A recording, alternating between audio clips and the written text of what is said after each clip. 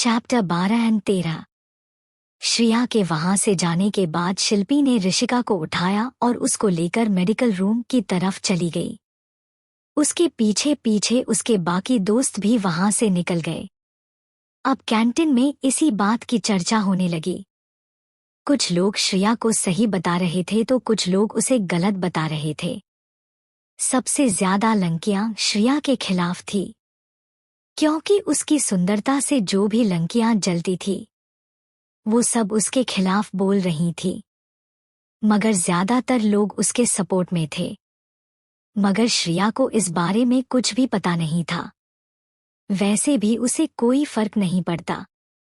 इधर medical room में ऋषिका को बेहद जलन हो रही थी, क्योंकि कॉफी काफी गर्म थी, जिसके उसके में जलने का निशान बन गया था। तभी इशिता बोली, हम उस घटिया लड़की की शिकायत प्रिंसिपल से करेंगे। तभी शिल्पी बोली, नहीं ऐसा मत करो वरना मेरे डैड मुझसे और ज्यादा नाराज हो जाएंगे, और झूठ मूठ के आंसू बहाने लगी। वहीं उसको इस तरह से रोता देख उन लोगों को शिल्पी के लिए बहुत बुरा लग रहा था। श्रिया पर उन्हें बेहद गुस्सा भी आ रहा था कि उस घटिया लड़की की वजह से मासूम शिल्पी के साथ गलत हो रहा है। मगर शिल्पी तो अपने मन में चैन की सांस लेते हुए बोली, अगर ये बात घर तक जाती तो शायद सबको पता चल जाता मैं नहीं बल्कि श्रिया उस घर की बेटी है। शिल्पी कभी भी ऐसा नहीं चाहती थी कि किसी को भी उसका अडॉप्टेड होने का पता चले। इधर श्रिया अनिका के साथ क्लास में बैठी हुई थी कि तभी कुछ लड़कियां श्रिया को टोंट मारते हुए बोली, कोई कोई इंसान कितने बेशर्म होते हैं, दूसरों के घर में रहकर उनसे उनकी मम्मा पापा को छीन लेते हैं, और ऊपर से एटीट्यूड तो ऐसे दिखाते हैं जैसे वो ही उनकी असली बेटी हो। वहीं उसकी बातें सुनकर श्रिया को कोई फर्क नहीं पड़ा, मगर अनिका को बेहद गुस्सा आ रहा था। वो अपने जगह से खंगी हुई और उस लड़की की तरफ अगली एक अंगुली पॉइंट करते हुए बोली, क्या बोल रही हो तुम और किसके बारे में ये बकवास कर रही हो? हाँ, श्रिया आहूजा फैमिली की ही बेटी है, मेरे बड़े डैडा की बायोलॉजिकल डॉटर, और अगर तुमने दोबारा बकवास की तो अपने डैड से बोलकर कॉलेज से निकलवा दूंगी।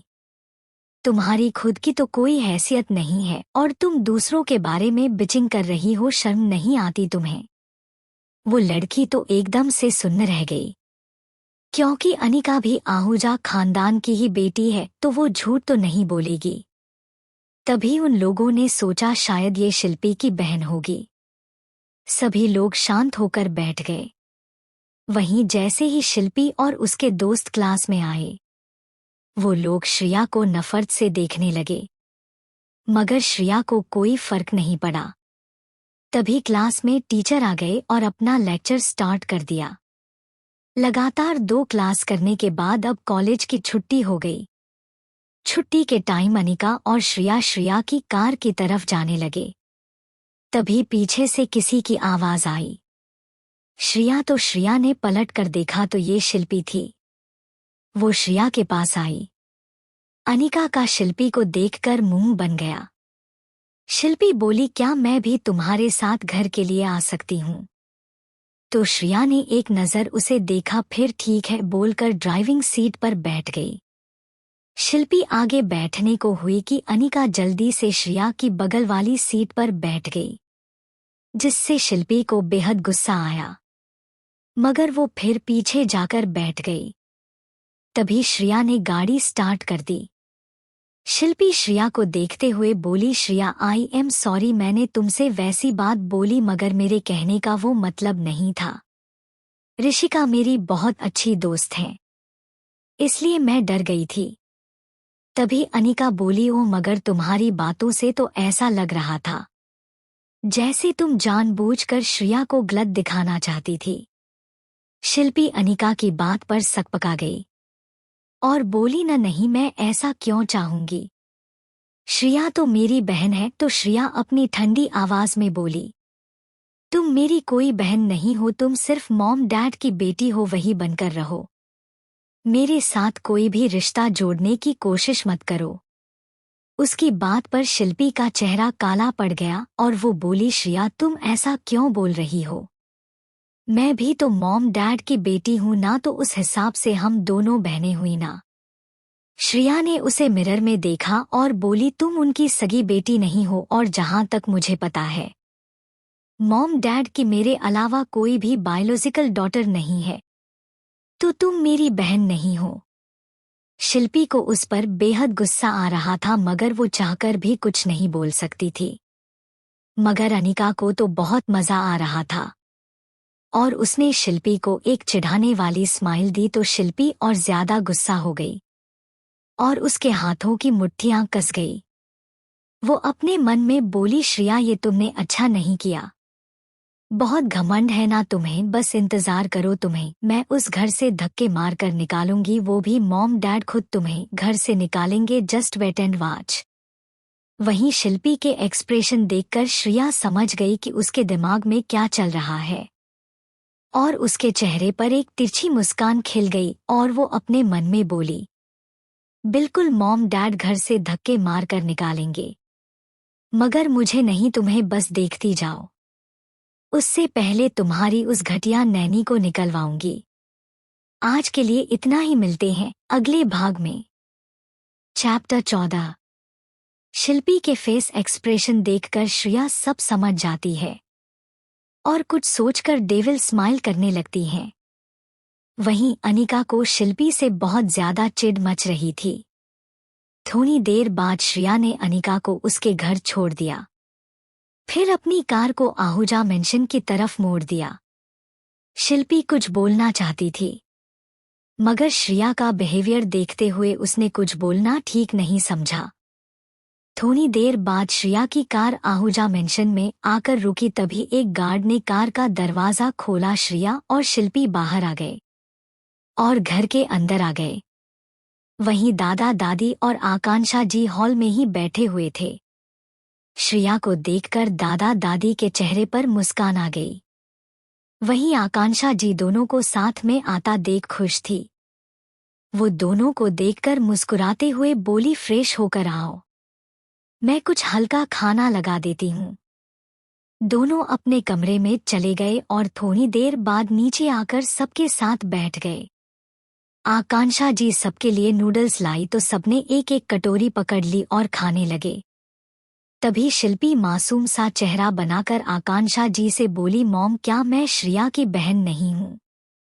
तो आकांक्षा जी बोली, क्या हुआ है, तुम ऐसा क्यों बोल रही हो, और तुमसे ऐसा किसने बोला? तो शिल्पी बोली, श्रिया ने। सब लोग श्रिया को देखने लगे तो श्रिया बिना भाव के बोली, तो इसमें गलत क्या बोला मैंने? आकांक्षा जी बोली, बेटा ऐसा नहीं बोलते, मोनी को बुरा लग सकता है। तभी श्रिया उन्हें देखते हुए बोली, सॉरी मॉम, मगर मैं झूठ बोलकर दूसरों का मन नहीं रखती, चाहे सच बोलकर दिल तोड़ना ही क्यों ना पड़े। वैसे भी ये आपकी बायोलॉजिकल बेटी नहीं है, आप माने ना माने ये सच नहीं बदलेगा। दूसरी बात, जब शिल्पी के रियल पेरेंट्स मिल जाएंगे तो वो यहाँ से चली जाएगी, बस इसलिए मैंने ये बोला ताकि उसे बाद में बुरा ना लगे। क्या मैंने गलत बोला? तो अब आकांक्षा जी को समझ आया कि श्रिया ने तो शिल्पी के बारे में सोचकर ही ऐसा बोला, तो वो प्यार से श्रिया को देखने लगी कि उनकी बेटी कितनी दयालु है। मगर मॉम, कॉलेज में सब मुझसे बोलते हैं कि मैं शिल्पी के पेरेंट्स को उससे छीन रही हूँ। क्या मैं आपको शिल्पी से छीन रही हूँ? इतना बोलकर उसने अपना सिर झुका लिया और डेविल स्माइल करने लगी। वहीं ये बात सुनकर आकांक्षा जी का चेहरा गुस्से से लाल हो गया। वो शिल्पी की तरफ देखने लगी। वहीं शिल्पी का दिमाग ब्लैंक हो गया। कहाँ वो श्रिया को सबकी नजरों में गिराना चाहती थी, मगर श्रिया ने तो उसकी ही बाजी में उसे हरा दिया। वहीं आकांक्षा जी ने श्रिया को गले से लगा लिया और बोली, ऐसा कुछ नहीं है बच्चा, ये सब तुम्हारा ही है, तुम किसी से कुछ नहीं छीन रही। वहीं ये सब सुनकर शिल्पी के हाथों की मुट्ठियां कस गई और वो नफरत से श्रिया को देखने लगी। जो चीज संजीव जी और रंजना जी ने नोटिस कर ली और वो नफरत से उसे देखने लगे। रंजना जी गुस्से से बोली, तुमने ये सब बोला कॉलेज जाकर, तुम्हें शर्म नहीं आती?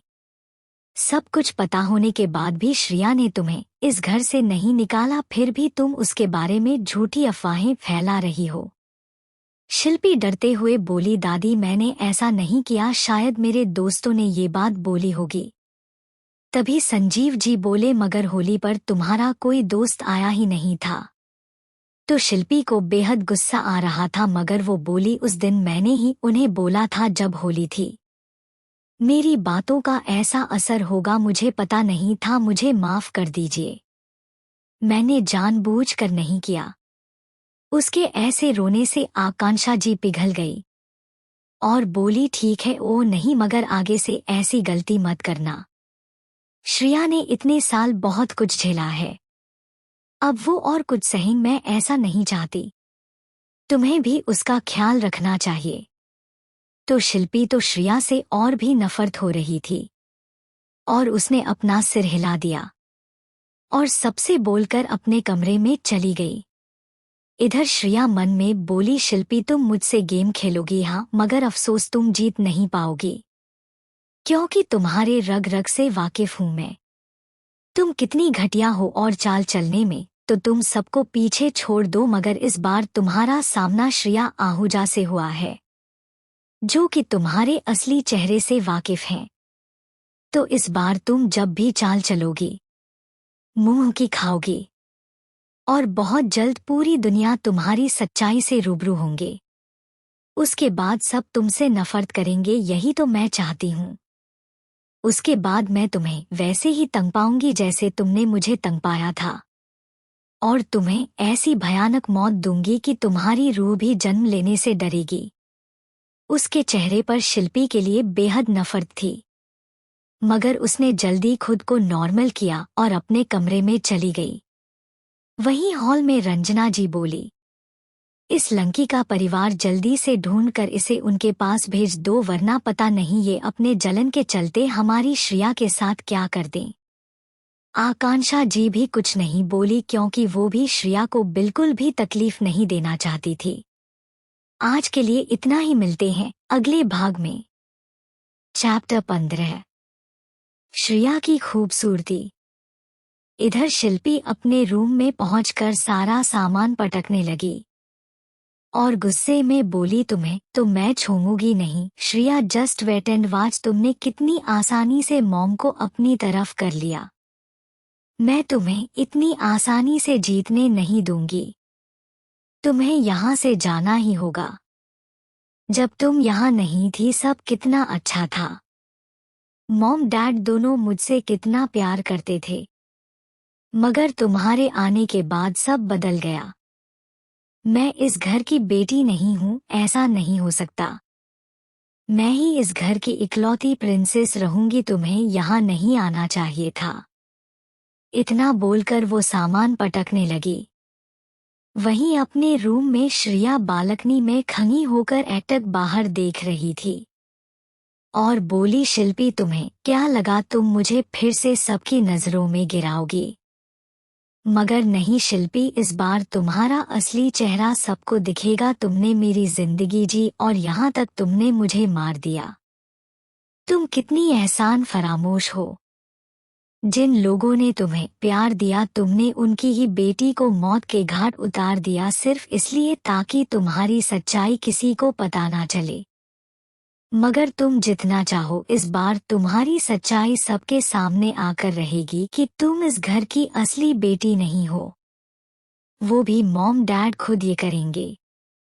तुम खुद को बहुत चालाक समझती हो है ना, मगर तुम बहुत बेवकूफ हो और तुम्हारी वो नैनी वो मेरी मॉम की जगह लेना चाहती है। कल उस घटिया औरत का यहाँ लास्ट दिन होगा। उसके बाद वो सो गई, क्योंकि उसे कब डिनर करने का मन नहीं था। वहीं शिल्पी ने भी डिनर नहीं किया। रौनक जी जब घर आए तो फ्रेश होकर वो श्रिया के कमरे में गए।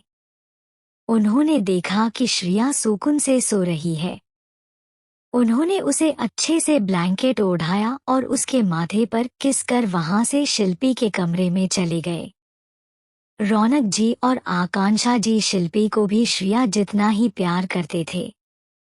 मगर श्रिया इतने साल सिर्फ उनकी गलती की वजह से अनाथ आश्रम में रही और उसने बहुत सफ़र किया था, इसलिए वो उसका थोड़ा ज्यादा ख्याल रखते थे।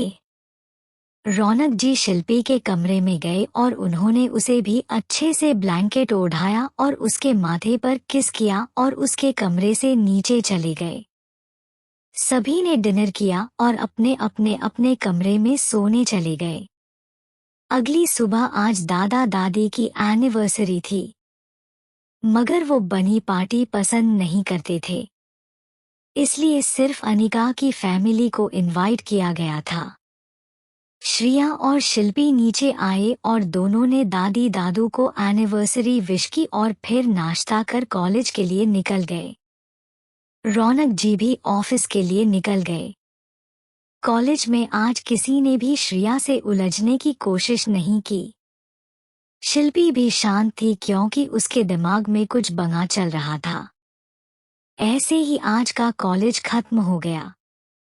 वो दोनों भी घर के लिए निकल गई। शिल्पी को लेने ड्राइवर आया हुआ था और श्रिया अपनी कार से घर की तरफ निकल गई। थोड़ी देर बाद उनकी कार आहूजा मेंशन में रुकी और दोनों अंदर चली गई। इधर रौनक जी भी जल्दी घर आ गए थे। छोटी सी पार्टी रखी गई थी जिसमें सिर्फ फैमिली मेंबर्स ही शामिल होने वाले थे।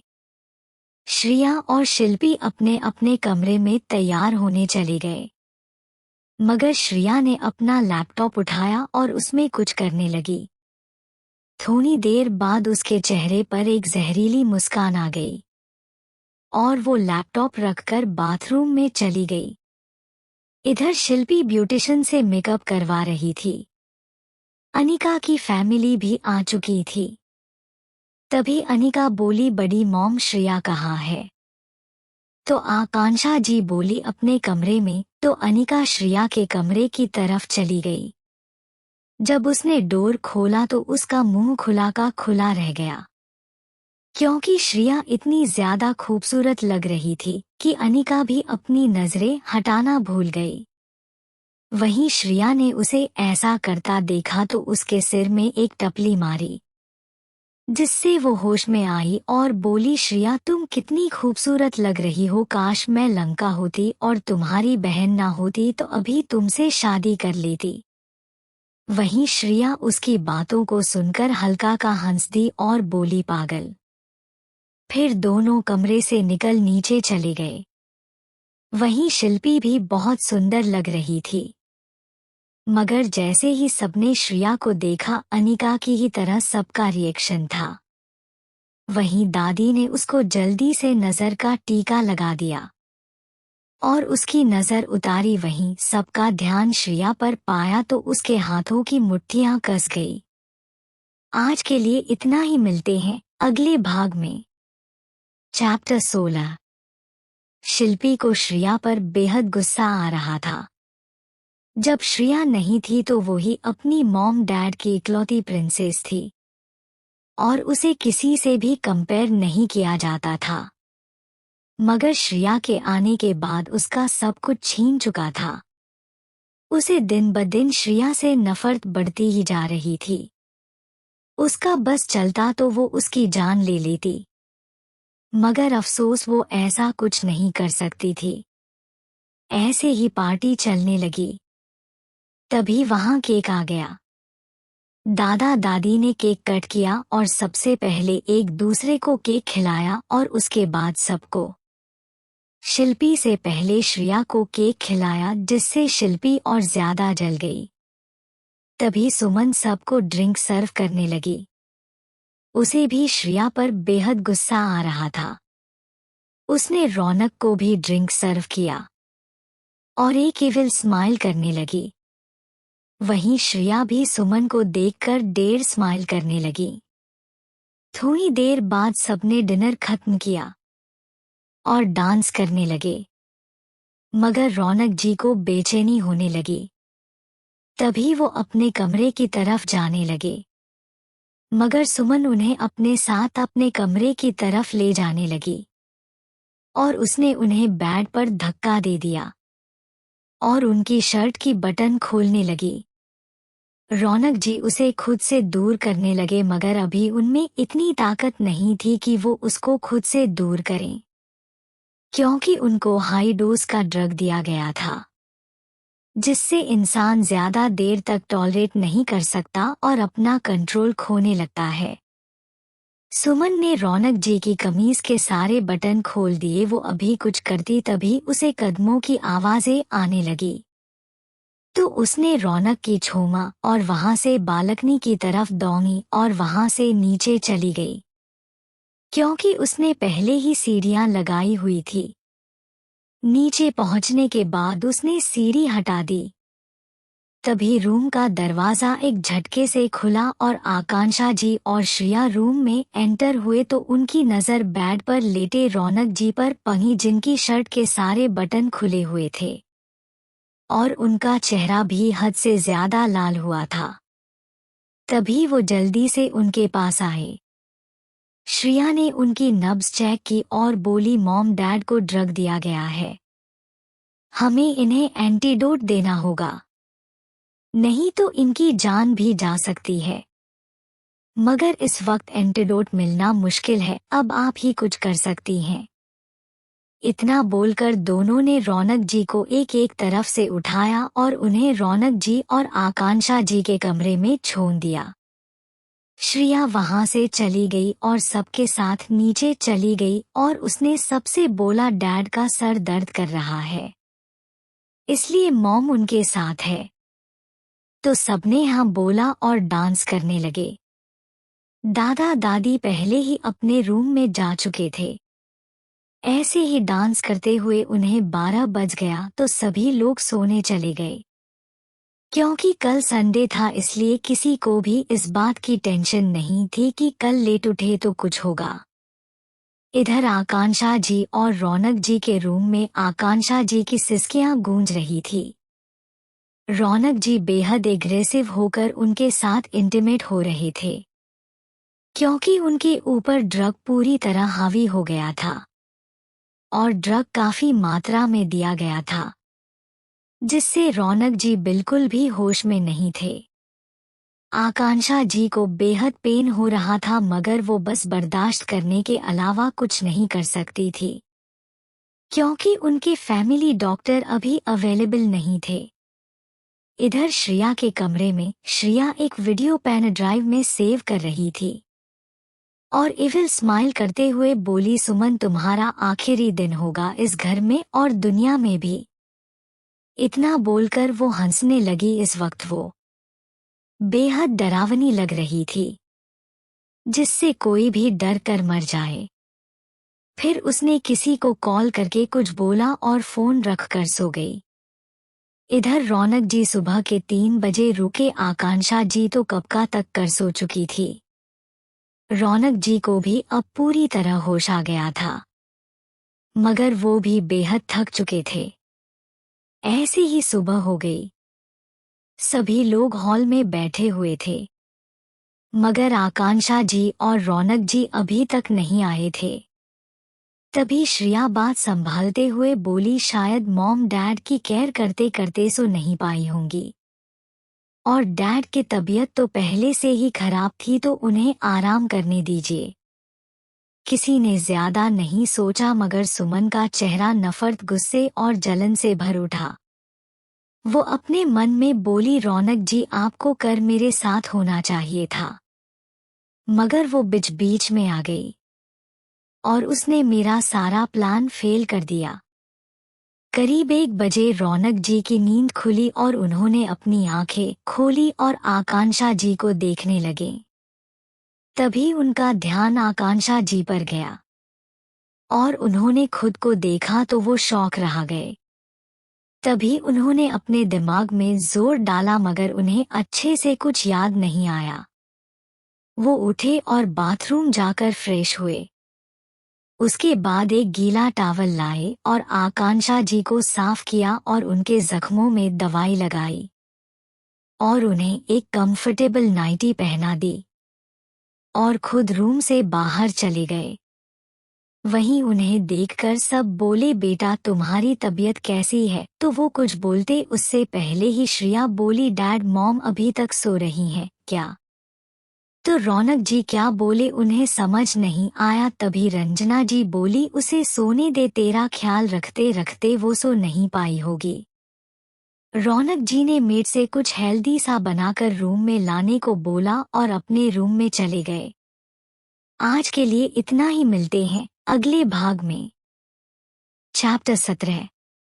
रौनक जी के जाने के बाद सब लोग दोबारा से बातों में लग गए। ऐसे ही 4 बज गए। आकांक्षा जी भी उठ चुकी थी। अब उनका दर्द भी कम था। रौनक जी और आकांक्षा जी नीचे आए और सबके साथ बैठ गए।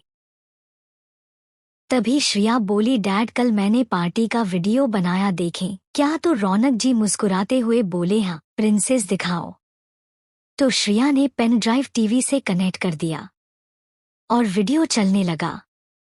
वीडियो में दादा दादी के एंट्री से लेकर केक कटिंग तक का सीन था। फिर डांस का। तभी वीडियो चेंज हुआ। अब उसमें सुमन नजर आ रही थी, जो रौनक जी के ड्रिंक में कुछ मिला रही थी और उसे लेकर रौनक जी के पास आ गई। रौनक जी ने जैसे ही ड्रिंक किया, कुछ देर बाद उनका सिर घूमने लगा। तभी वो वहां से ऊपर की तरफ चले गए। उनके पीछे ही सुमन भी गई। वहीं ये सब देखकर सब हैरान थे। सुमन का तो डर से चेहरा पीला पड़ गया और उसके दिमाग और शरीर ने काम करना बंद कर दिया। तभी उसमें और भी वीडियो थी जिसमें सुमन रौनक जी को प्यार से निहार रही थी और आकांक्षा जी को नफरत से देख रही थी। उसने कई बार आकांक्षा जी को मारने की भी कोशिश की, मगर वो सक्सेस नहीं हो पाई। मगर आज उसने अपनी सारी हदें पार कर दी थी। उसमें वो वाला वीडियो भी था जहां सुमन रौनक जी के शर्ट के बटन खोल रही थी और फिर उसका बालकनी से भागना और सब कुछ जो उसने आज तक किया। यहाँ तक कि मेड्स को धमकाकर उनसे अपने काम करवाना और श्रिया के कोई भी काम करने से मना करना। ये सब देखकर सबकी आंखें गुस्से से लाल हो गई। वहीं शिल्पी अभी तक भी हैरान थी। तभी आकांक्षा जी ने एक झन्नाटेदार थप्पड़ सुमन को मारा, जिससे वो संभल नहीं पाई और जमीन पर मुंह के बल गिर पड़ी। तभी उसने नफरत से आकांक्षा जी को देखा और जैसे ही कुछ करने को हुई, श्रिया ने बेहद बेदर्दी से उसके बाल पकड़ लिए और एक और थप्पड़ उसके गालों पर रसीद कर दिया। फिर अपनी बेहद ठंडी आवाज में बोली, हिम्मत भी मत करना मेरी मॉम को हर्ट करने की, वरना तुम्हारी अभी जान ले लूंगी और मुझे उसका जरा सा भी पछतावा नहीं होगा। वहीं उसकी ऐसा आवाज सुनकर सब डर गए सिवाय रौनक जी के। वो काफी प्राउड और प्यार से श्रिया को देखने लगे। तभी आकांक्षा जी ने सुमन का हाथ पकड़ा और उसे घसीटते हुए ले जाकर घर से बाहर फेंक दिया। सुमन की हालत बहुत खराब हो चुकी थी और वो नफरत से एक बार आहूजा मेंशन को देखते हुए वहां से चली गई। मगर जैसे ही वो लोग में पहुंची, एक वैन ने उसे किडनैप कर लिया। इधर आहूजा मेंशन में सब लोग बेहद गुस्से में थे कि सुमन ने उनके सामने रहते ये सब किया, मगर आज तक उन्हें इस चीज की खबर नहीं लगी। वहीं श्रिया अपने मन में बोली, एक दुश्मन को तो उसकी असली जगह पहुंचा दिया। अब तुम्हारी बारी शिल्पी, बहुत जल्दी तुम्हें भी यहाँ से धक्के मारकर निकलवाऊंगी, आई प्रॉमिस। इतना बोलकर उसने एक नज़र शिल्पी को देखा और अपनी मॉम की तरफ बढ़ गई। तभी आकांक्षा जी श्रिया को अपने सीने से लगाते हुए बोली, अगर तुम नहीं होती तो पता नहीं क्या अनर्थ हो जाता। तभी श्रिया बोली, मॉम ऐसा कभी नहीं होता ना, मैं ऐसा होने दूंगी। आप रोना बंद करो और चलो, मैं आज सबके लिए कुछ मीठा बनाती हूँ। इतनी बड़ी बला जो टल गई। तो सभी मुस्कुरा दिए। मगर रौनक जी बोले, मगर प्रिंसेस तुम कैसे? किसी से बोल दो, वो बना देगा, तुम खुद को चोट पहुंचा दोगी। तो श्रिया उन्हें पीछे से हक करते हुए बोली, डैड डोंट वरी, ऐसा नहीं होगा, मैं ध्यान रखूंगी। तो रौनक जी बने मुश्किल से मान गए। तभी शिल्पी बोली, मॉम क्या सुमन आंटी ऐसा कर सकती हैं? क्या पता उन्हें कोई फंसा रहा हो। तभी रंजना जी बोली, देखा वहीं तूने वीडियो जो ये बोल रही है। अगर तुझे उससे बहुत हमदर्दी हो रही है तो तू भी चली जा उसके साथ। वहीं उनकी बातें सुनकर शिल्पी की आंखों से आंसू बहने लगे और वो वहां से रोते हुए कमरे में चली गई। मगर कोई उसके पीछे नहीं गया, क्योंकि वो उस घटिया सुमन को सपोर्ट कर रही थी।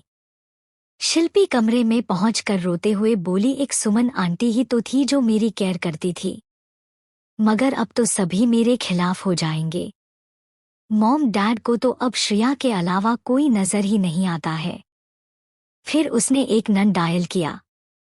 आज के लिए इतना ही, मिलते हैं अगले भाग में। चैप्टर 18।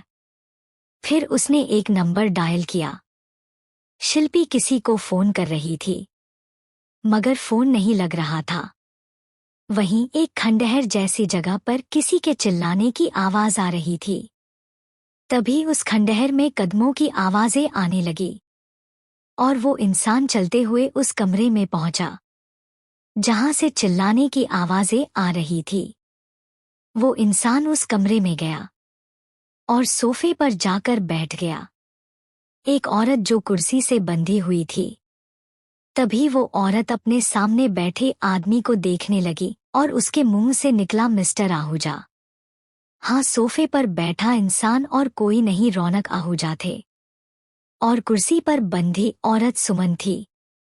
वो रौनक जी को देखते हुए बोली, मिस्टर आहूजा, मैं आपसे बहुत प्यार करती हूँ, प्लीज आप मेरे हो जाइए, मैं आपको बहुत खुश रखूंगी।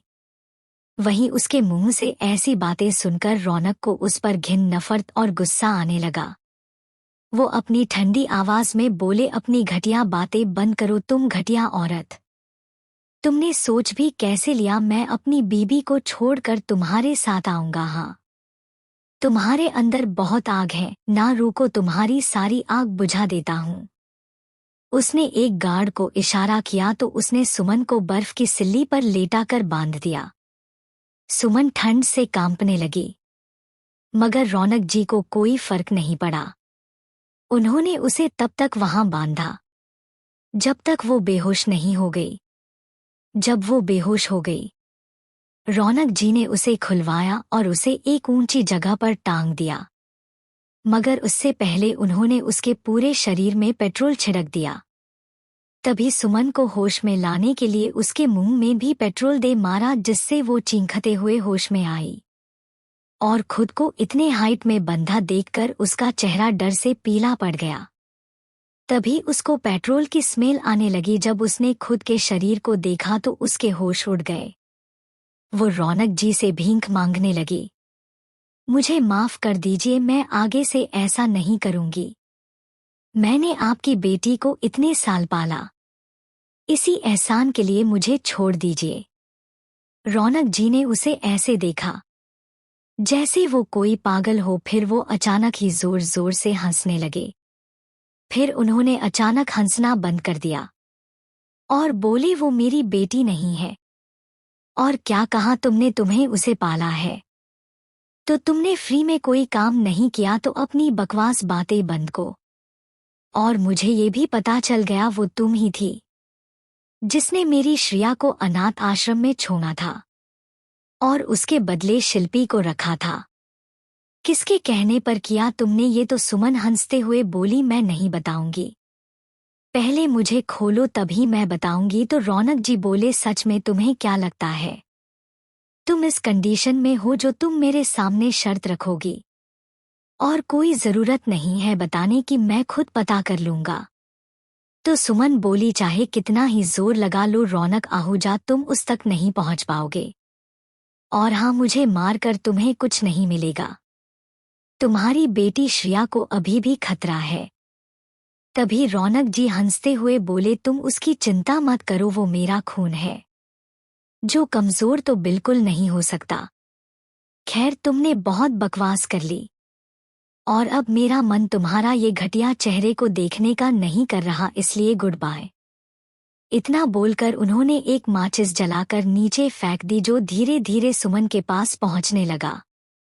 तभी सुमन की दर्दनाक चीखें उस खंडहर में गूंजने लगी, जिससे रौनक जी को एक अलग ही सुकून मिल रहा था।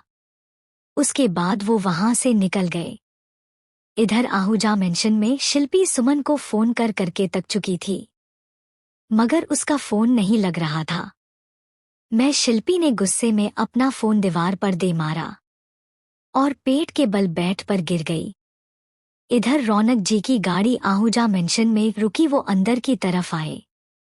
उन्हें हॉल में सभी लोग बैठे नजर आए, सिवाय शिल्पी के। तभी वो अपने मन में बोले, इस लंकी पर नजर रखनी पड़ेगी और इसे यहाँ से जल्दी इसके असली माँ बाप के घर में भेजना पड़ेगा।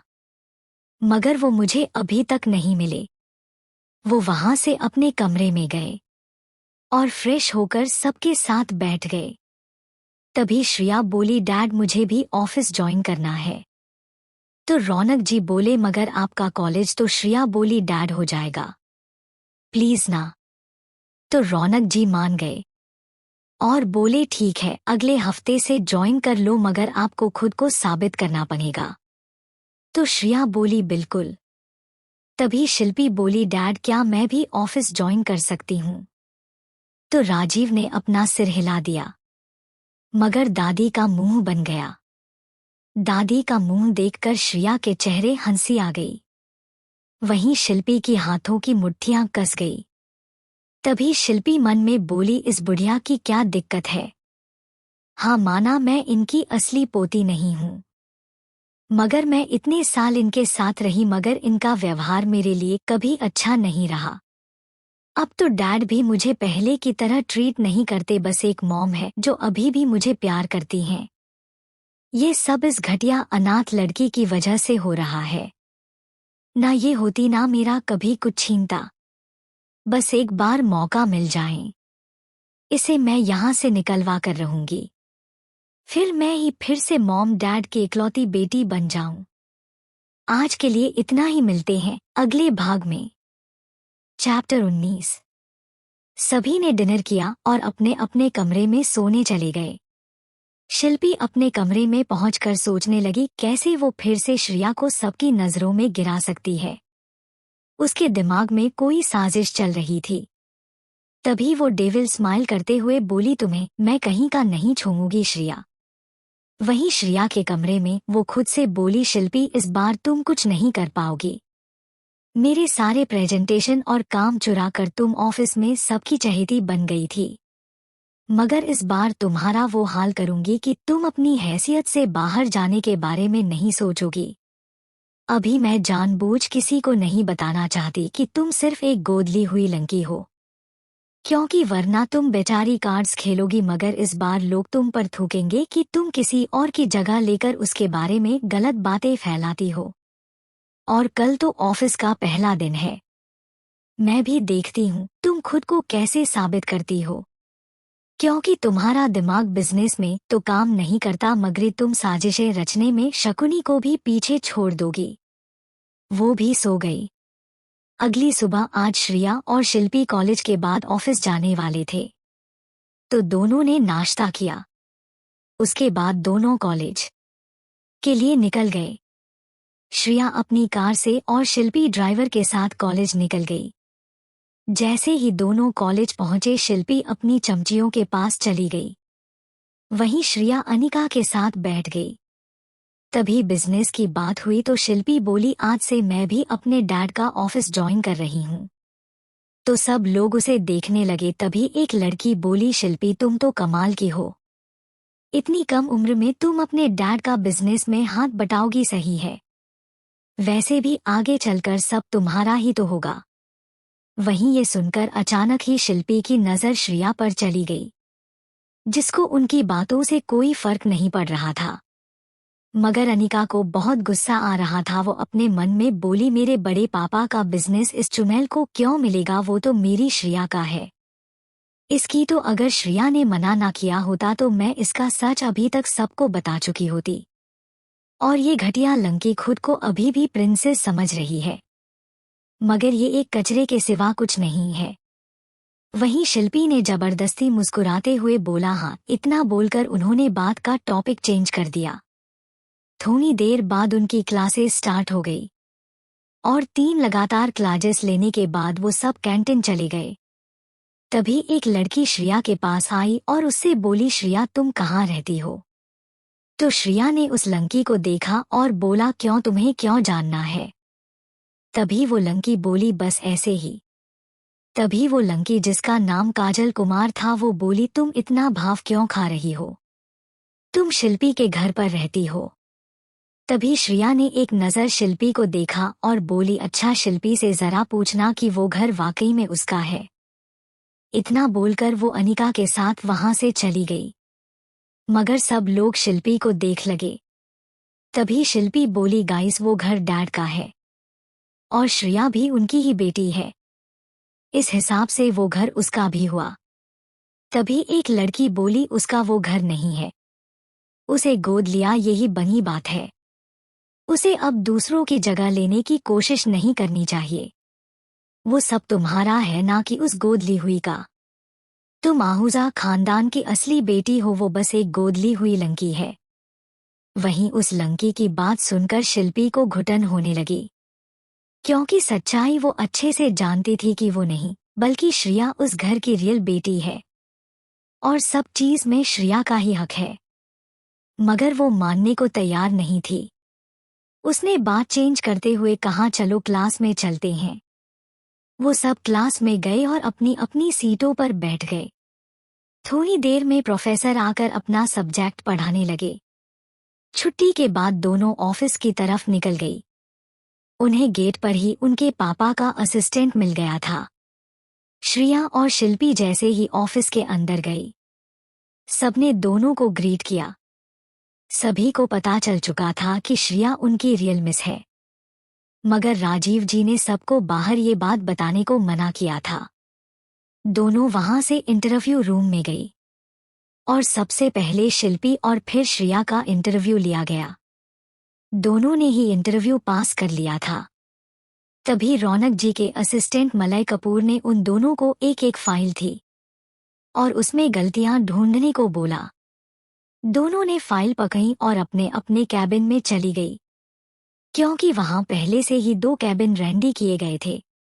वैसे तो शिल्पी पढ़ाई में बहुत अच्छी थी, मगर उसको बिजनेस का ज्यादा आइडिया नहीं था।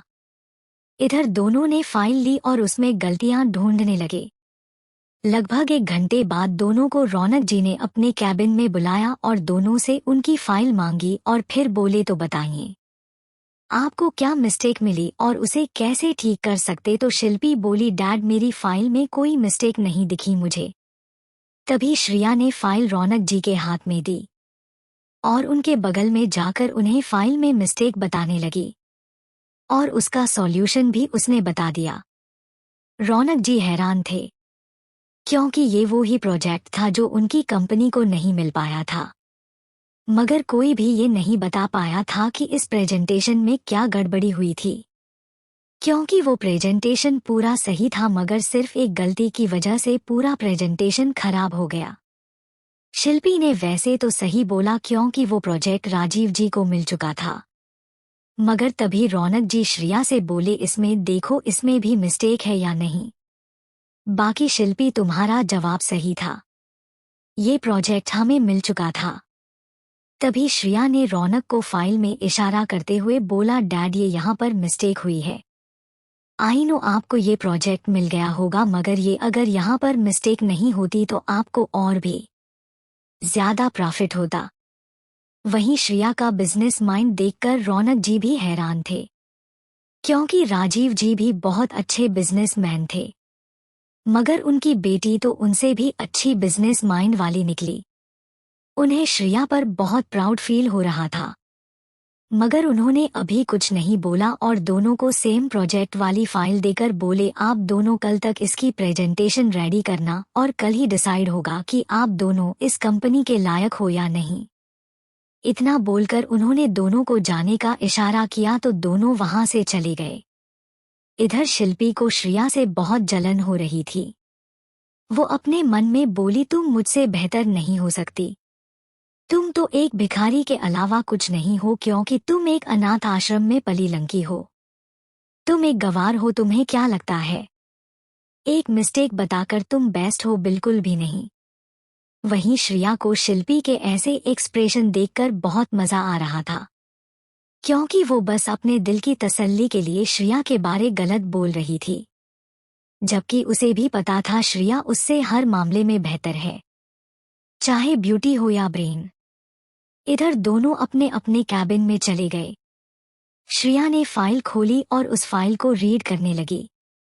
इधर शिल्पी भी फाइल रीड कर रही थी, मगर उसको ज्यादा समझ नहीं आ रहा था। वो भी बिजनेस की पढ़ाई कर रही थी, मगर उसे मॉडलिंग में इंटरेस्ट था। उसने मॉडलिंग भी की हुई थी, मगर उसने बिजनेस की पढ़ाई भी करनी थी, क्योंकि उसे लगा कि आगे जाकर उसे ही बिजनेस संभालना है। मगर अब वो सपना शायद ही पूरा होगा। उसने अपने पढ़ाई में अच्छे नंबर लाए, मगर कैसे ये भी जल्दी सामने आएगा, वरना उसको बिजनेस का जरा सा भी सेंस नहीं है। उसने तो हमेशा से ही मॉडलिंग में ध्यान दिया।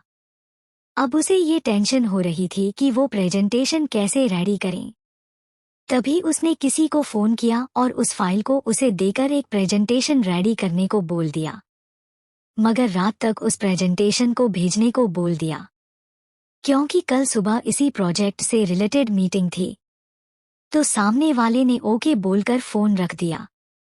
उसने उसे अभी आधा पेमेंट किया, उसके बाद अपनी फोटोज लेने लगी। वहीं श्रिया ने पूरे फोकस से उस फाइल को रीड की, उसके बाद उसने उसकी प्रेजेंटेशन बनाना स्टार्ट कर दिया। ऐसे ही टाइम बीत गया और अभी लगभग 7 बज गया।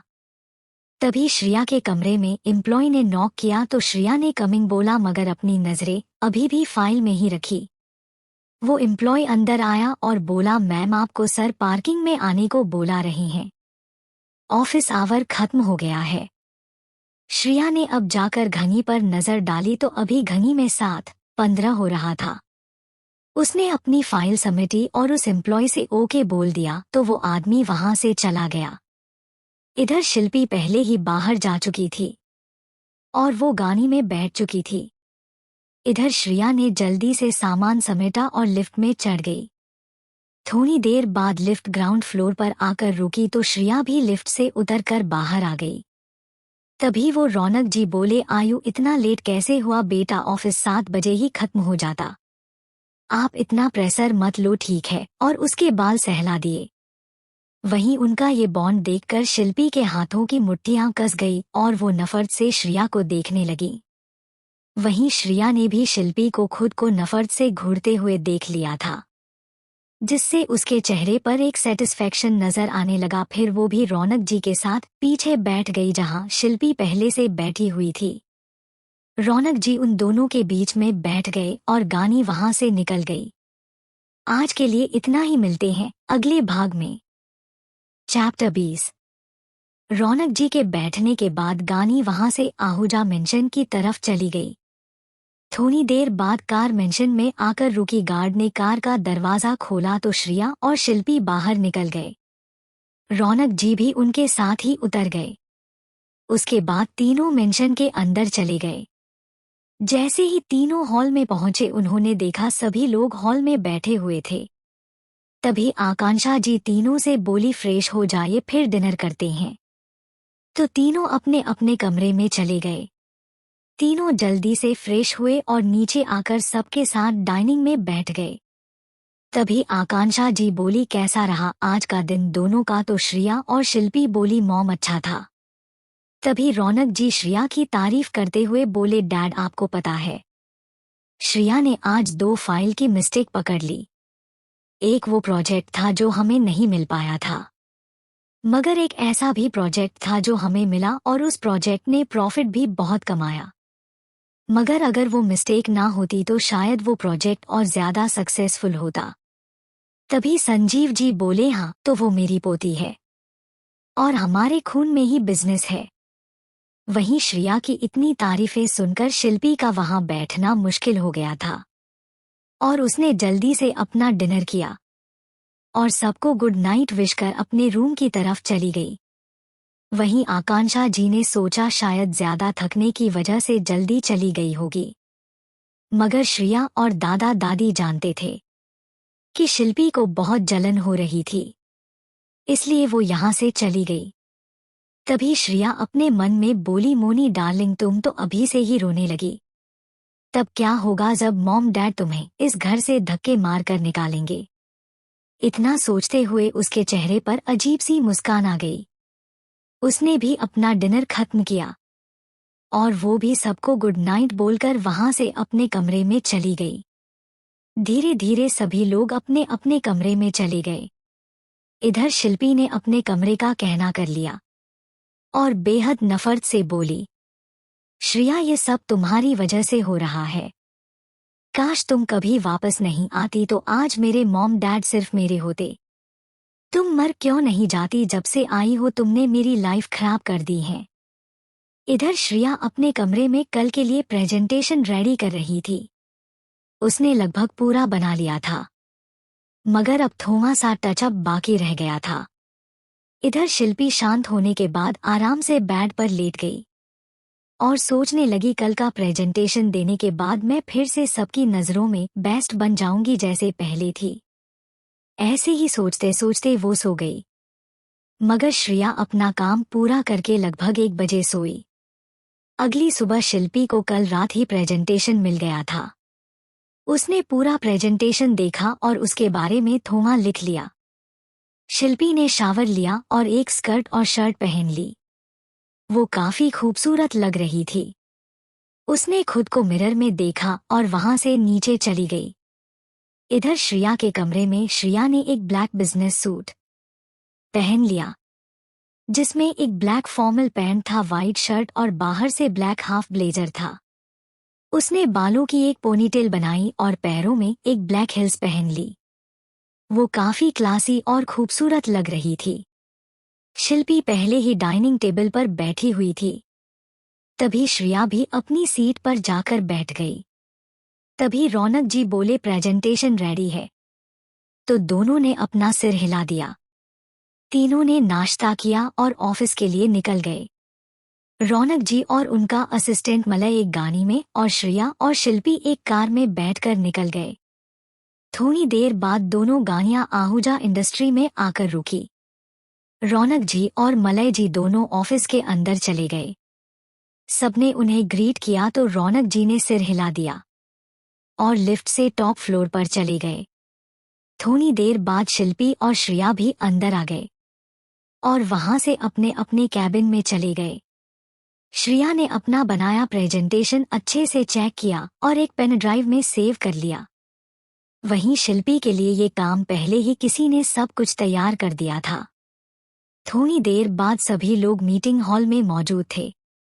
तभी वहां रौनक जी आ गए तो सबने उन्हें ग्रीट किया और थोड़ी ही देर में मीटिंग स्टार्ट हो गई। सबसे पहले शिल्पी ने अपना प्रेजेंटेशन दिया जो कि सबको पसंद आया। तो शिल्पी ने एक श्रिया को देखा और उसके चेहरे पर जंग जीतने वाली मुस्कान आ गई। मगर श्रिया ने कुछ रिएक्ट नहीं किया और जाकर अपना प्रेजेंटेशन देने लगी।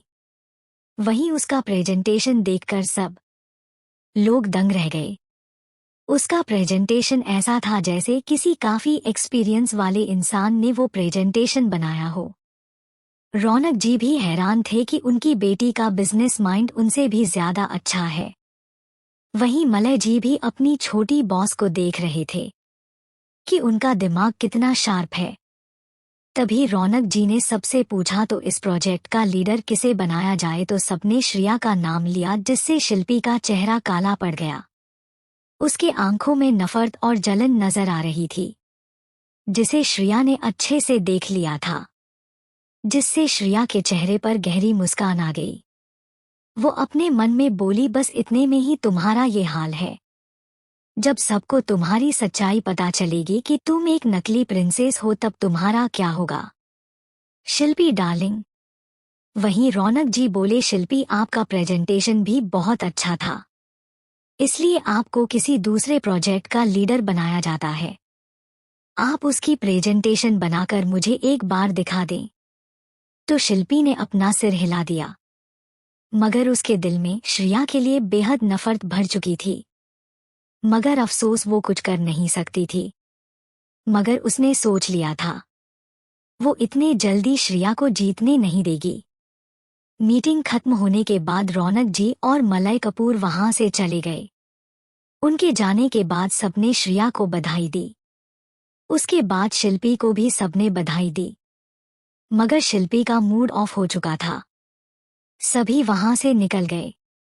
शिल्पी और श्रिया भी वहां से अपने कैबिन में चले गए। शिल्पी जैसे ही अपने कैबिन में पहुंची उसने एक शोपीस को उठाकर पटक दिया और किसी को कॉल करके बोली, तुम्हारी हिम्मत भी कैसे हुई वैसा प्रेजेंटेशन बनाने की। हाँ, तो वहां से एक लंके की आवाज आई, मैम मैंने तो अच्छा ही प्रेजेंटेशन बनाया था, मगर अब आप उसे अच्छे से प्रेजेंट नहीं कर पाई तो उसमें मेरी क्या गलती। वहीं उस आदमी की बात सुनकर शिल्पी का पारा हाई हो गया। वो बोली, तुम्हारा क्या मतलब है हाँ कि इसमें मेरी गलती है? तब ठीक है, अब मैं तुम्हें 1 रुपया नहीं दूंगी। तभी वो आदमी बोला, देखिए मैडम, मुझे इससे कोई लेना देना नहीं है कि आप प्रेजेंटेशन दे पाई या नहीं, मगर आपने मेरा पूरा पैसा नहीं दिया तो मैं मीडिया में ये बात फैला दूंगा कि आपने मुझसे प्रेजेंटेशन बनवाया और फिर उसका पेमेंट नहीं किया। इस बात को सुनकर शिल्पी ने दांत पीस लिए और फोन काट दिया और उस आदमी को उसके सारे रुपए देकर अपना सिम तोड़ दिया और बोली, तुम 2 टके के आदमी, मुझे धमकी दोगे तुम्हें तो मैं छोड़ूंगी नहीं। इतना बोलकर उसने किसी को कॉल करके कुछ बोला और फोन रखकर एक डेविल स्माइल करते हुए बोली, अब तुम जिंदा ही नहीं रहोगे तो मुझे कहां से ब्लैकमेल करोगे। इधर श्रिया अपने कैबिन में आकर सोचने लगी कि कल क्या हुआ था। जब श्रिया कल प्रेजेंटेशन बना रही थी तो उसके दिमाग में अचानक कुछ आया, तो उसने शिल्पी के कमरे में एक सीसीटीवी फुटेज को हैक कर लिया, जिसके बारे रौनक जी और श्रिया के अलावा कोई नहीं जानता था। तो उसने देखा शिल्पी किसी को कॉल करके अपना प्रेजेंटेशन बनवा रही थी। तभी श्रिया ने सीसीटीवी फुटेज बंद कर दी और बोली, शिल्पी कब तक तुम इस तरह से यहाँ टिक पाओगी? खैर मुझे इससे कोई मतलब नहीं है, मगर बहुत जल्द तुम्हें तुम्हारी असली जगह दिखानी पड़ेगी। श्रिया अभी ये सोच ही रही थी कि उसका फोन बजा। वो अपने ख्यालों से बाहर आई। उसने देखा कि उसे अनिका कॉल कर रही है, तो उसने कॉल उठा लिया तो उधर से अनिका की आवाज आई, आयु? तो श्रिया बोली, हाँ। बोलो अनु? तो अनिका बोली, आज हम दोनों क्लब चलें क्या? तभी श्रिया मना करने को हुई तो अनिका ही उससे पहले ही बोली, प्लीज ना आयु, मना मत करो तुम, हम दोनों कब से मिले नहीं हैं, प्लीज ना। तो श्रिया बोली, ठीक है, मैं मॉम से पूछ के बताती हूँ। तो अनिका बोली, ठीक है। श्रिया ने अपनी मॉम आकांक्षा जी को कॉल किया तो उधर से आकांक्षा जी की आवाज आई, हाँ बच्चा बोलो क्या हुआ? तो श्रिया के चेहरे पर मुस्कान आ गई और वो बोली, मॉम क्या मैं आज अनिका के साथ क्लब जा सकती हूँ? तो आकांक्षा जी बोली, ठीक है बेटा, मगर तुम दोनों अपने साथ शिल्पी को भी ले जाना, ठीक है? तो श्रिया ने बिना मन के ओके बोल दिया। तो आकांक्षा जी ने फोन रख दिया और शिल्पी को कॉल करके बोली, मोनी तुम भी आयु और अनु के साथ क्लब चली जाना, थोड़ा अपनी बहन के साथ भी टाइम स्पेंड कर लेना चाहिए तुम्हें। तो शिल्पी ने ओके बोला और अपने दोस्तों को फोन करके क्लब आने को बोल दिया और अपने मन में कुछ सोचकर उसके चेहरे पर एक खतरनाक स्माइल आ गई और वो बोली, माय डियर सौतेली बहन, तुम आज का दिन कभी नहीं भूलोगी। बहुत शौक है तुम्हें मेरी जगह लेने का, तो आज तुम्हारा वो हाल करूंगी कि तुम कहीं मुंह दिखाने लायक नहीं रहोगी। आज के लिए इतना ही, मिलते हैं अगले भाग में। तो क्या करना चाहती है शिल्पी? क्या श्रिया शिल्पी के जाल में फंस जाएगी? चैप्टर 21। ऑफिस आवर खत्म होने के बाद श्रिया और शिल्पी घर चले गए। दोनों घर पहुंचकर सीधे अपने कमरे में चले गए। शिल्पी ने अपने चेहरे पर मेकअप किया और एक रेड कलर की शॉर्ट ड्रेस पहन ली और पैरों में हिल्स पहन लिया। इधर श्रिया ने एक ब्लैक वन पीस पहना ली और पैरों में हिल्स, मेकअप के नाम पर न्यूड लिपस्टिक और काजल लगा लिया। इतने में ही वो बेहद खूबसूरत लग रही थी। वो दोनों आकांक्षा जी को बताकर मेंशन से बाहर चले गए। श्रिया ने एक ब्लैक कार निकाली और शिल्पी और वो अनिका के घर की तरफ निकल गए।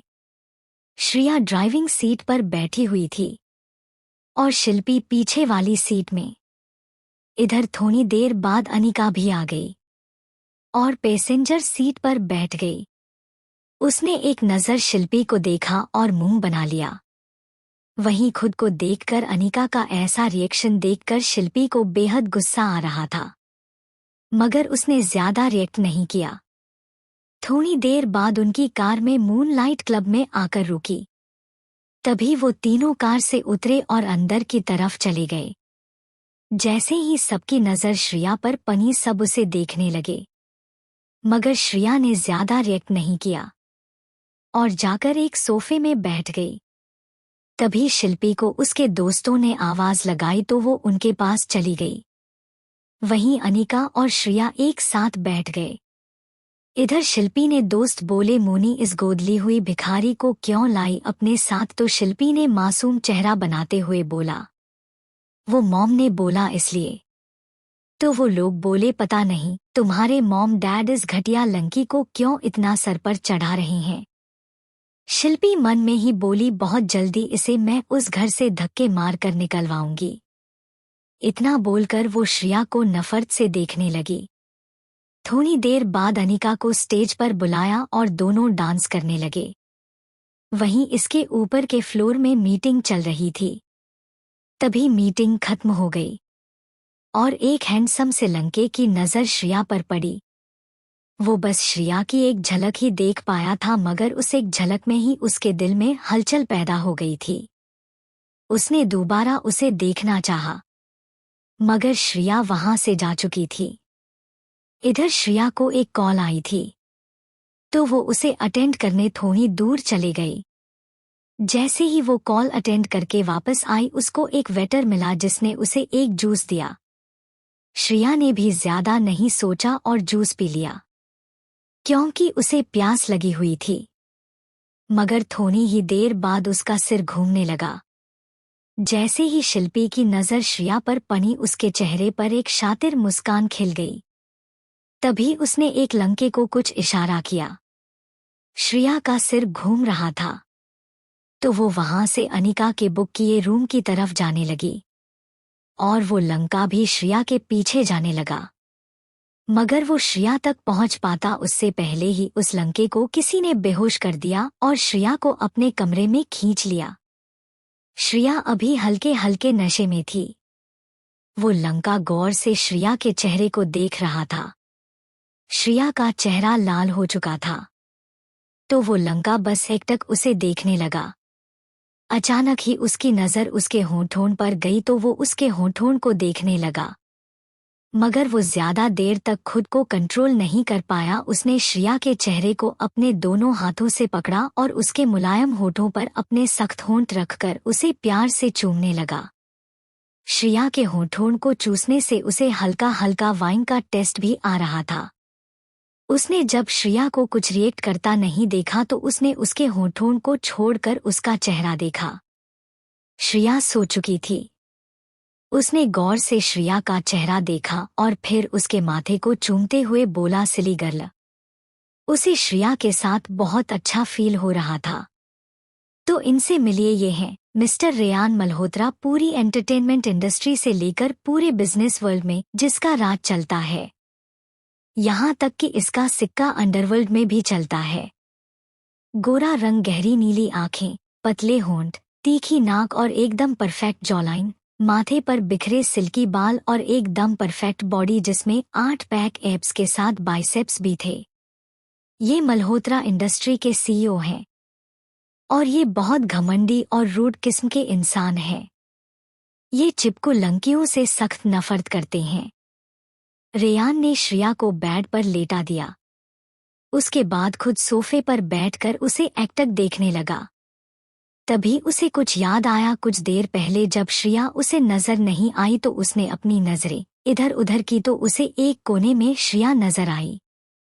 तो उसके चेहरे पर सुकून उतर आया। तभी उसने देखा श्रिया का जूस पीते ही सर घूम रहा है, तो उसका ऑरा अचानक खतरनाक हो गया। उसने अपने आदमियों से वेटर को पकड़ने को बोला और खुद श्रिया की तरफ आने लगा। तो उसे श्रिया दिखी, मगर उसी के पीछे उसे एक आदमी भी नजर आया जिसकी आंखों में हवस साफ नजर आ रही थी। कि तभी उसने अपनी आदमियों को कुछ इशारा किया तो उन्होंने उसे बेहोश कर दिया। रेयान श्रिया को एकटक देख रहा था। तभी वो उसे देखते हुए बोला, बेबी डॉल, तुम एक डॉल की तरह नाजुक हो और मैं एक राक्षस हूँ, मगर इस राक्षस की तुम जुनून बन रही हो। जब से तुम्हें देखा है मैं तुम्हारा दीवाना हो चुका हूँ। मैं तुम्हें कितना चाहने लगा हूँ मैं तुम्हें बता नहीं सकता। कोई पहली बार में ही मुझे इतना पागल कर देगा सोचा नहीं था, मगर अब तुम मेरा सब कुछ हो और मैं अपनी चीजों के लिए बहुत ज्यादा पजेसिव हूँ। अगर तुमने मुझसे दूर जाने का सोचा भी तो मैं सब कुछ तबाह कर दूंगा। तुम मेरी हो, सिर्फ मेरी। आज के लिए इतना ही, मिलते हैं अगले भाग में। चैप्टर 22। श्रिया के लिए रेयान का जुनून। उसने अपने आदमियों से वेटर को पकड़ने को बोला और खुद श्रिया की तरफ आने लगा तो उसे श्रिया दिखी, मगर उसी के पीछे उसे एक आदमी भी नजर आया जिसकी आंखों में हवस साफ नजर आ रही थी। कि तभी उसने अपनी आदमियों को कुछ इशारा किया तो उन्होंने उसे बेहोश कर दिया। उसने श्रिया को अपनी बाहों में पकड़ लिया। श्रिया बहुत ज्यादा नशे में थी। उसने पहली बार इतनी ड्रिंक की थी जिसकी वजह से वो खुद को संभाल नहीं पा रही थी। इसलिए उसे रेयान के पकड़ने से भी ज्यादा फर्क नहीं पड़ा क्योंकि उसे रेयान का टच अनकंफर्टेबल नहीं लगा। रेयान उसे अपने कमरे में ले गया और उसे बेड पर लेटा दिया और उसे एक नज़र देखकर सोफे में बैठ गया। तभी रेयान श्रिया को देखने लगा, वो उसे एकटक देखने लगा। तभी वो उसे देखते हुए बोला, बेबी डॉल, तुम एक डॉल की तरह नाजुक हो और मैं एक राक्षस हूँ, मगर इस राक्षस की तुम जुनून बन रही हो। जब से तुम्हें देखा है मैं तुम्हारा दीवाना हो चुका हूँ। मैं तुम्हें कितना चाहने लगा हूँ मैं तुम्हें बता नहीं सकता। कोई पहली बार में ही मुझे इतना पागल कर देगा सोचा नहीं था, मगर अब तुम मेरा सब कुछ हो और मैं अपनी चीजों के लिए बहुत ज्यादा पजेसिव हूँ। अगर तुमने मुझसे दूर जाने का सोचा भी तो मैं सब कुछ तबाह कर दूंगा। तुम मेरी हो, सिर्फ मेरी।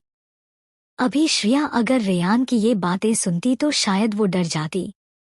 रेयान अभी भी एकटक श्रिया को देख रहा था। तभी वो सोफे से उठा और वहां से श्रिया की तरफ जाने लगा। वो श्रिया के पास पहुंचा और उस पर झुकते हुए उसके चेहरे को गौर से देखने लगा। श्रिया का चेहरा एकदम परफेक्ट था। वो उसके चेहरे को काफी गौर से देख रहा था।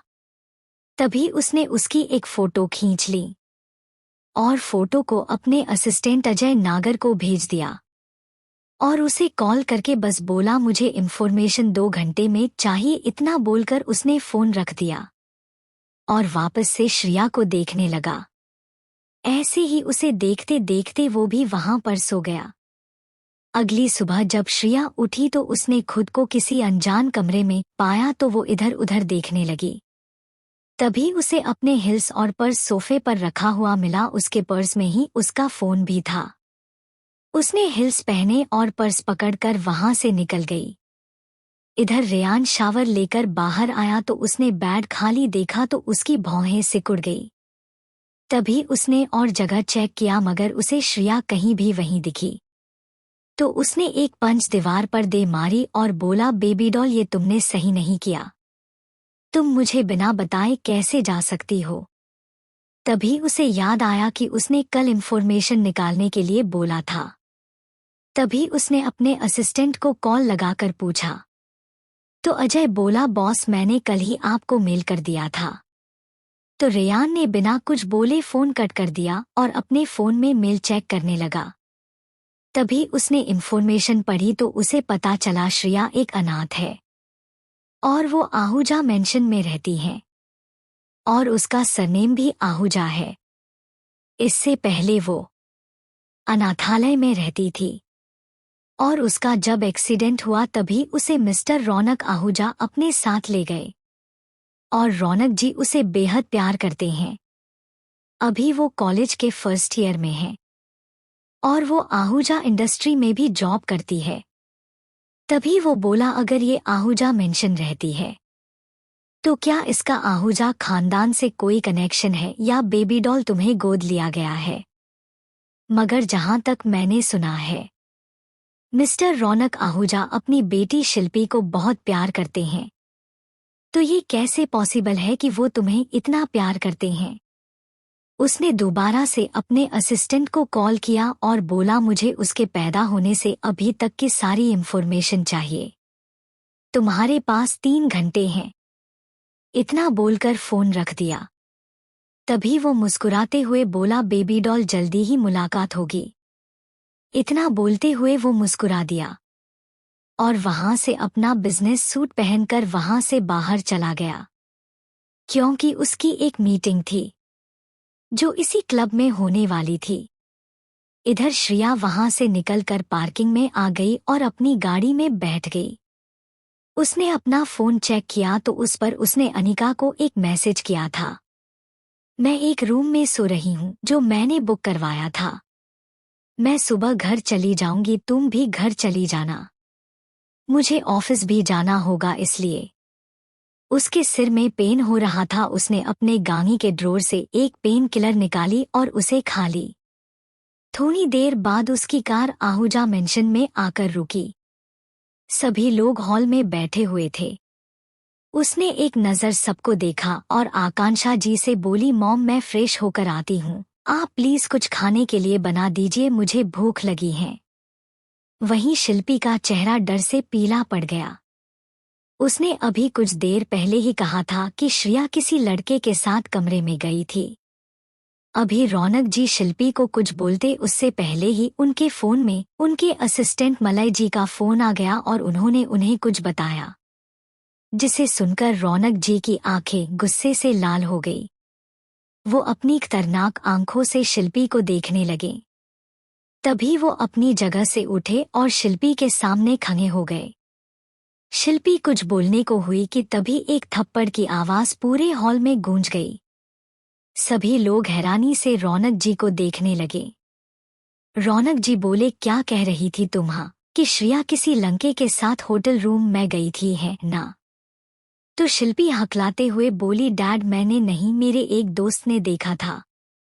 इतना बोलकर वो रौनक जी को देखने लगी। आज के लिए इतना ही, मिलते हैं।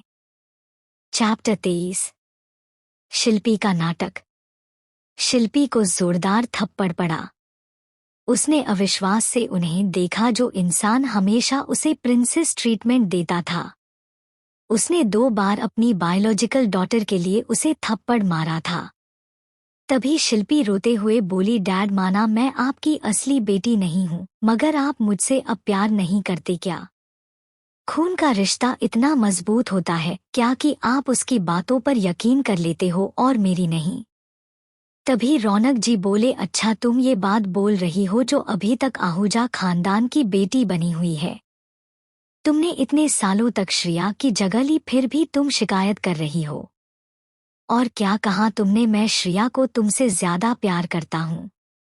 तो हाँ करता हूँ, वो मेरा अपना खून है।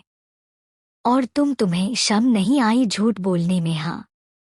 मलय ने अभी सीसीटीवी फुटेज चेक की, उसमें श्रिया एक रूम में जा रही है जो कि बाहर से लॉक था और सुबह तक उसमें कोई लंका नहीं गया। अब बताओ तुमने क्या सोचकर उसके बारे में बकवास की? वहीं ये सुनकर शिल्पी शॉक हो गई।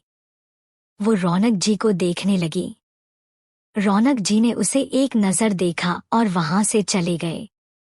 वहीं सब लोग शिल्पी को इग्नोर करके अपने अपने कामों में लगे रहे, क्योंकि शिल्पी की वजह से श्रिया को 2 बार परेशानी झेलनी पड़ी।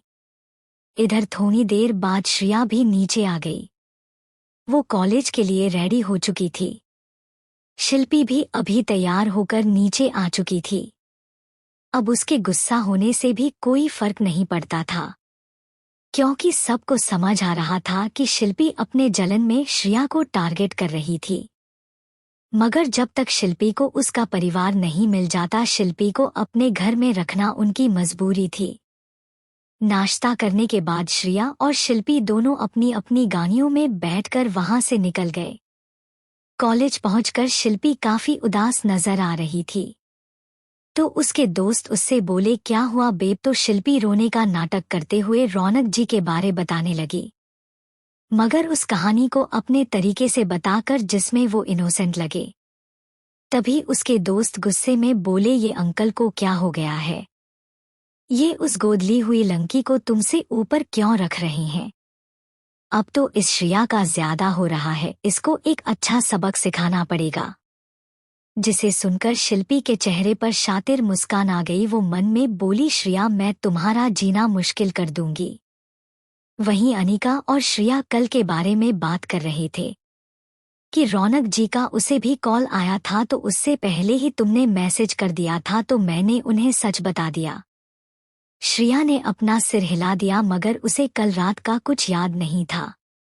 मगर हाँ, उसे इतना कंफर्म था कि उसके साथ उस रूम में कोई और भी इंसान था, मगर उसके साथ कुछ भी गलत नहीं हुआ था, जिससे उसे ज्यादा फर्क नहीं पड़ा। थोड़ी देर बाद प्रोफेसर आ गए और अपना लेक्चर देने लगे। आज शिल्पी के दोस्तों ने लंच टाइम में भी कुछ नहीं किया, क्योंकि उनके दिमाग में कुछ और चल रहा था। वहीं श्रिया को ये बात अजीब लगी, मगर उसने सोचा कोई बात नहीं, इनका कोई भी प्लान काम नहीं करने वाला, क्योंकि इस बार सब कुछ पहले की तरह ही होगा। मगर इस बार जिसके साथ वो सब होगा वो मैं नहीं, शिल्पी होगी। वहीं दूसरी तरफ मल्होत्रा इंडस्ट्री में रेयान श्रिया की इंफॉर्मेशन पढ़ रहा था। ये इंफॉर्मेशन निकालना बड़े मुश्किल था, मगर अजय ने फिर भी निकाल ली। उसे पता चल चुका था कि शिल्पी नहीं बल्कि श्रिया आहूजा खानदान की असली बेटी है। और इस बीच कॉलेज में क्या हुआ वो भी उसे पता चल चुका था, जिससे उसको काफी गुस्सा आ रहा था। Reyan black eyes, sharp nose, red पतले लिप्स, माथे पर बिखरे सिल्की हेयर, परफेक्ट जॉलाइन और 6 पैक एब्स और एकदम fit body, 6 foot 2 inch height, गोरा रंग। उसने किसी को फोन किया और श्रिया की सीक्रेटली उसको प्रोटेक्ट करने को बोलकर फोन रख दिया। फिर खुद से बोला, बेबी डॉल आज के बाद कोई भी तुम्हें हर्ट नहीं कर पाएगा।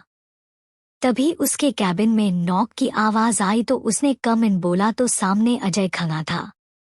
वो रेयान को देखते हुए बोला, बॉस मीटिंग का टाइम हो गया है। तो रेयान अपनी जगह से खड़ा हुआ, उसने अपना बिजनेस सूट ठीक किया और मीटिंग रूम की तरफ निकल गया। इधर कॉलेज खत्म होने के बाद शिल्पी और श्रिया दोनों ऑफिस के लिए चले गए। ऑफिस पहुंचकर श्रिया अपने काम में लग गई, जबकि शिल्पी तो बस टाइम पास करने के लिए ऑफिस आती थी। रौनक जी को ये बात पता थी, मगर वो कुछ नहीं बोलते थे। श्रिया उसी वाले प्रोजेक्ट पर काम कर रही थी जिसकी लीडरशिप उसे दी गई थी। हालांकि शिल्पी को भी इसमें काम करना था, मगर उसे इन सब चीजों से कोई मतलब नहीं था। सब श्रिया की ही तारीफ करेंगे, इस डर से वो भी ऑफिस आया करती थी। रौनक जी के कैबिन में इस टाइम रौनक जी मलय जी से शिल्पी की फैमिली को जल्द जल्द ढूंढने के लिए बोल रहे थे। आज के लिए इतना ही, मिलते हैं।